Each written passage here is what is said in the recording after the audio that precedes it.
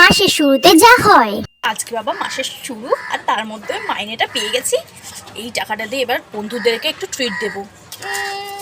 অনেকগুলোই টাকা আছে, ভাবছি আজকে ওদেরকে পিৎজা খাওয়াই। না, শুধু পিৎজাতে তো আবার ওদের পেট ভরবে না, সাথে ভাবছি একটু আইসক্রিম খাওয়াবো, আর একটুখানি বরঞ্চ লাঞ্চ করতে নিয়ে যাব, আর বাড়িতে সবার জন্য বরঞ্চ ডিনার নিয়ে যাব। আর আমিও বাড়িতে কিছুদিন এখন খাবোই না, মাসের শুরু তো মাইনে পেয়েছে বলে কথা, তো চুটিয়ে এনজয় করবো। আর বরঞ্চ মুভিও দেখতে যাবো, আচ্ছা সব বন্ধুদের আর সব বাড়ির ফ্যামিলিদের ট্রিট দেবো। টাকাও রয়েছে, যাই সব কিছু কেনাকাটি করে নিয়ে আসি। আর মাসের শেষে যা হয়। আজকে তো মাসের শেষ, আমার কাছে একদমই টাকা নেই। ইভেন আমি গাড়ি ভাড়া সেটুকু নেই, সব মাসের প্রথমে আমি খরচা করে ফেলি আর বন্ধুগুলোকে খাইয়ে ফেলি।